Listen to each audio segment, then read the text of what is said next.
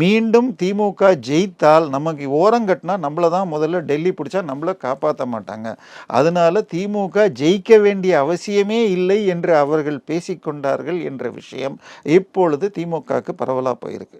நீங்கள் சொன்ன மாதிரி உதயநிதிக்கு பெரிய அளவுக்கு முன்னேற்றம் வந்தது எல்லாம் தம்பிகள் பெயர்கள் வந்த பிறகு அடிபட்டு இது மதுரையில் அந்த பொதுக்குழு மாநாடு கூட்டினதே கிட்டத்தட்ட 14 வருஷத்துக்கு பிறகு பொதுக்குழு மாநாடு கூட்டியிருக்கு. அதில் அவருக்கு ஏதாவது பெரிய பதவி பொதுச் செயலாளரோ இல்லை துணை பொதுச் செயலாளராவது தருவாங்கன்னு பார்த்தாங்க. எதுவுமே தரல.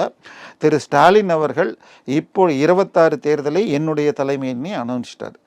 இப்போ இந்த 7 பெரிய தலைவர்களும் கிட்டத்தட்ட வடக்கு காவேரி டெல்டா இந்த பெல்ட்டை பெரும்பாலும் அந்த பெல்ட்டை சேர்ந்தவங்க இவங்க எல்லாரும் எடுத்துள்ள முடிவு ஏதோ கோஆப்ரேட் பண்ணுவோம் நமக்கு தன்னுடைய குடும்பத்தினரை காப்பாற்றுவோமே தவிர பெரிய அளவில் கட்சி ஜெயிக்கணும்னு அவங்க எதிர்கட்சியாக போகிறதே நல்லது என்ற அளவுக்கு போயிட்டாங்கன்றாங்க.